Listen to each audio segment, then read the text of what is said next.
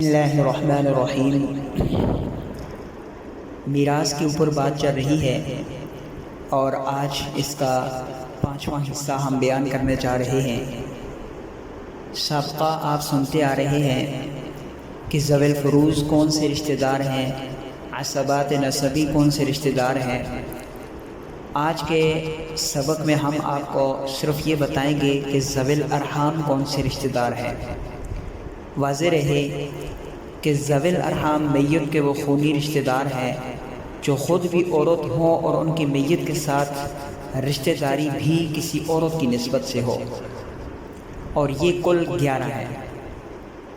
ان میں سب سے پہلے بیٹی کی اولاد یعنی نواسے اور نواسیاں، اس کے بعد پوتی کی اولاد، پھر نانا اور نانا کا باپ، پھر نانا کی ماں، پھر بہنوں کی اولاد یعنی بھانجے اور بھانجیاں، پھر بھائیوں کی مؤنث اولاد یعنی بھتیجیاں، پھر ماں شریک بھائیوں کے بیٹے، پھر باپ کی بہنیں اور ان کی اولاد، پھر باپ کی ماں شریک بھائی اور ان کی اولاد، پھر ماں کے بھائی اور ان کی اولاد، پھر ماں کی بہنیں اور ان کی اولاد۔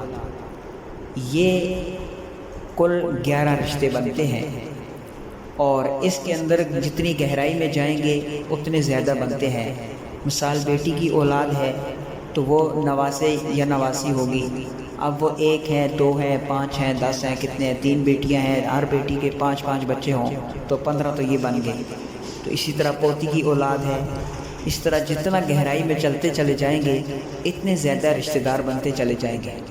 واضح رہے کہ یہ 3 جو رشتہ داروں کی تقسیم تھی، ذوی الفروض، عصبات نسبی اور ذوی الارحام، یہ کل ملا کر کے 35 میزان ہوتے ہیں، یعنی 35 رشتے بنتے ہیں۔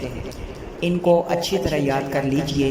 انہی کے ارد گرد پوری علم میراث گھومتی ہے، اور ان رشتہ داروں کو کب کتنا حصہ کیسے ملتا ہے۔ ہمارے چینل کو ضرور سبسکرائب کریں، لائک کریں، شیئر کریں اور ہماری سپورٹ کریں۔ السلام علیکم ورحمۃ اللہ وبرکاتہ۔